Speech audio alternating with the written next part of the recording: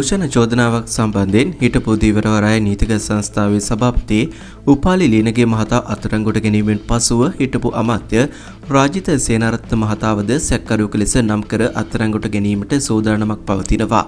අල්ලස් කොමිසමේ නිලධාරීන් විසින් කොළඹ ප්‍රධාන මහේස්ත්‍රාත් තනෝජා ලක්මාලි ජයතුංග මහත්මිය හමුවේ මේ බව සඳහන් කර තිබේ.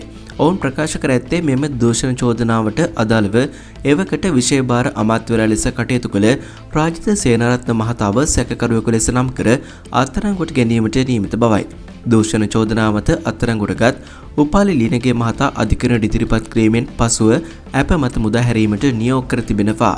මේ අතර විවිධ දූෂණ වංචා සහ අක්‍රමිකතාවලට සම්බන්ධ බවට චෝදනා එල්ල වී ඇති අමාත්‍යාංශ ලේකම්වරුන් ඇතුළු ඉහළ පෙළේ රාජ්‍ය නිලධාරීන් 18 දෙනෙකු සම්බන්ධයෙන් විමර්ශන ආරම්භ කර තිබෙනවා. මෙම විමර්ශන අල්ලස්සෝ දූෂණ චෝදනා විමර්ශන කොමිසම් සභාව සහ අපරාධ පරීක්ෂණ දෙපාර්තමේන්තුවද විසින් සිදු කරනවා. දූෂණ චෝදනා එල්ල වූ රාජ්‍ය නිලධාරීන් 5 දෙනෙකු මේ වන විට විදේශගතව සිටින බව පොලිස් ආරංචි මාර්ග සඳහන් කරයි. අවශ්‍ය අවස්ථාවලදී මෙම නිලධාරීන් මෙරටට ගෙන්වා ගැනීමට හෝ අත්අඩංගුවට ගැනීමට පියවර ගන්නා බව එම ආරංචි මාර්ග තවදුරටත් පැවසුවා.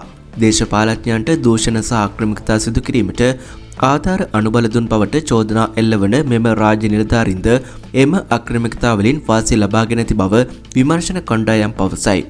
කෝටි ගණන් වටිනා වාහන ඉඩම් ඇතුළු දේපළ මිලදීගෙන ඇති නිලධාරීන් කිහිප දෙනෙකු පිළිබඳවද තොරතුරු අනාවරණය වී තිබෙනවා. විමර්ශන කණ්ඩායම් මේ දිනවල මෙම නිලධාරීන්ගේ බැංකු ගිණුම් පරීක්ෂා කිරීමේ කටයුතු සිදු කරමින් සිටිනවා. බාල බෙහෙත් ගෙන්වීමේ සිද්ධිය සම්බන්ධයෙන් අත්අඩංගුවට ගැනුණු සෞඛ්‍ය අමාත්‍යාංශ හිටපු ලේකම් ජනකශ්‍රී චන්ද්‍රගුප්ත මහතාගේ වත්කම් සම්බන්ධයෙන්ද අල්ලස්සෝ දූෂණ චෝදනා විමර්ශන කොමිසම් සභාව විමර්ශනයක් ආරම්භ කර ඇති බවයි වාර්තා වන්නේ.